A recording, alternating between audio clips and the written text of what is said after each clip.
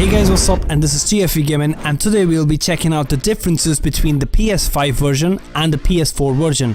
The comment section of all my videos are filled with, is this gonna be on the PS5? Is this gonna be on the PS4? Is this gonna be on the PS5? Everywhere is just questions by people of which features are available in the old and which features are available in the next gen. Today I'll be breaking down and explaining how each and every feature that's available on the next gen changes and causes differences between the old gen, and how different is the game, and what happens to the people who still own a PS4 and aren't able to buy a new one. Let's find out. The first thing that you notice when you launch FIFA 22 on the 2 generations of consoles is the hypermotion technology. So if you look from top-down perspective, FIFA 22 on the next gen has a fluid movement and everything is animated very smoothly, while on the old gen FIFA 22 will be same as FIFA 21 in terms of animations, and all the animation refresh they are selling this year goes to the next gen. So straight up, looking from the top-down perspective, the FIFA 22 on the old gen will be completely underwhelming when it comes to the next generation. Not just how it looks, it's also quite outdated when it comes to the runs of the players. The ML flow algorithm, which is said to be the brain of this game, is not on the old gen.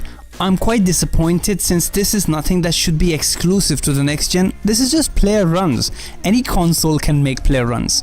But I believe it's because of the hypermotion technology, and this technology only works on it. So analyzing 8.6 million frames of animation, I doubt the old gen consoles can do it. But there was some way that they could have done it, but I don't know. This is quite disappointing that the old gen consoles FIFA 22 will have the same way FIFA 21 makes runs. This is another setback, the artificial intelligence that drives the whole defensive mechanisms, where they were explaining that the whole defensive shape can be kept by one unit and the flow in one way, is also not in the old gen. So your defensive AI will be staying the same as in the previous gens. So if you want to enjoy the way the new system works, you have to upgrade to the next gen console.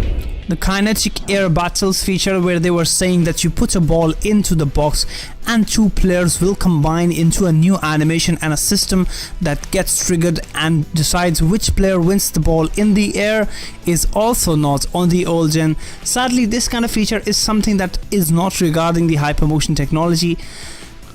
This is something that they could have added in the old gen. It's just a heading mechanism and it makes the game better for all generations of consoles.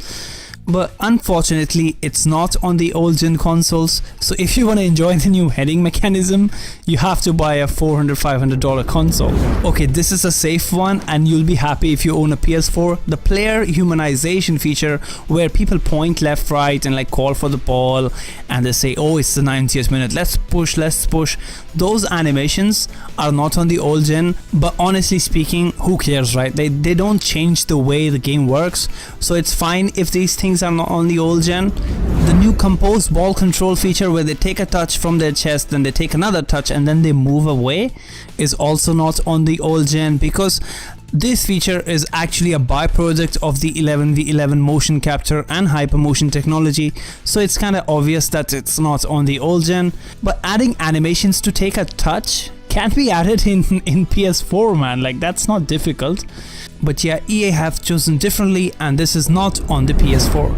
The bigger goal moments feature, another expected feature that was in the game last year in the FIFA 21 PS5. If you remember, last year they added new last minute goal celebrations, so that has carried over, and even this year you don't have the bigger goal moments feature that they've added in the end of your games.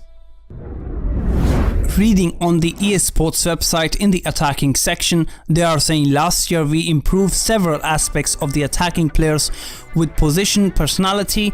This year, with new tactical AI, attacking players can make 6 times more decisions per second, better showcasing their nuanced player personality. This allows them to be more aware of their surroundings, perform smarter runs in build-up play, exploit spaces in the defense, and generally be in the right place at the right time. This is also not on the old gen. So the old gen gameplay expectations on my side are quite low, because this kind of seems like it's the same as FIFA 21. So go ahead and spend your money wisely when it comes to the old gen consoles.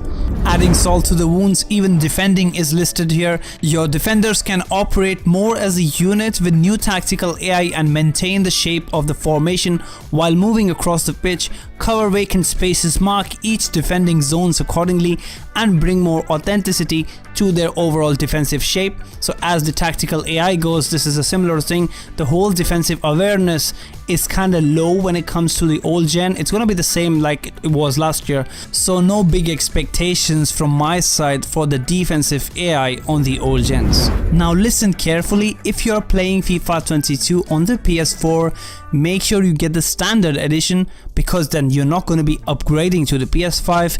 Now let's say if you have a PS4 and your granddad gives you a PS5 this Christmas and you know this is gonna happen, then remember, buy the Ultimate Edition. Even if you get the Ultimate Edition on the PS4 and let's say you don't upgrade, there are obviously pack rewards and loan items that you can take a benefit of.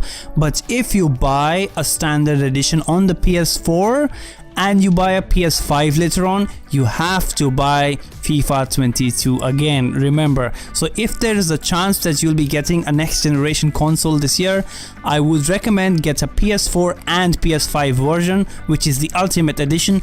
If you open up the PS Store, you'll see it says FIFA 22, PS4 and PS5. So take that into account and make your purchase. And lastly, something that's quite obvious, if people have played the game last year, you remember how good the next generation looked. It's gonna stay the same. Messi's hair is gonna stay the same on the old gen, so stuff like this won't change obviously, since the new generation consoles can handle a lot of graphics.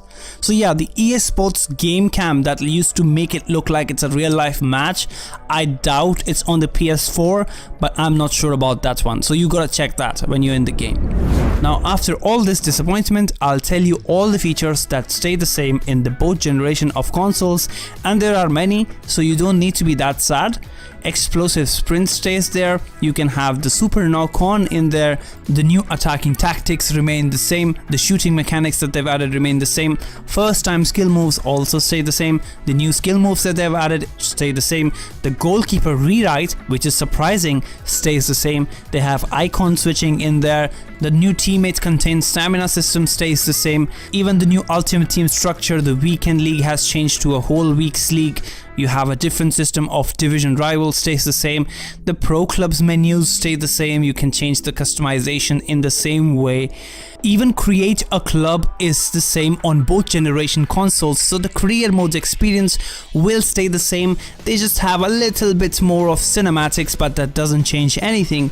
So yeah, now you know how to make a decision if you have to buy a new gen or if you have to stick to your PS4 and enjoy videos on my channel, because I will update you with everything that's on the PS5 and I'll make sure that you don't have to waste your money if you don't want to. Anyways, goodbye, peace.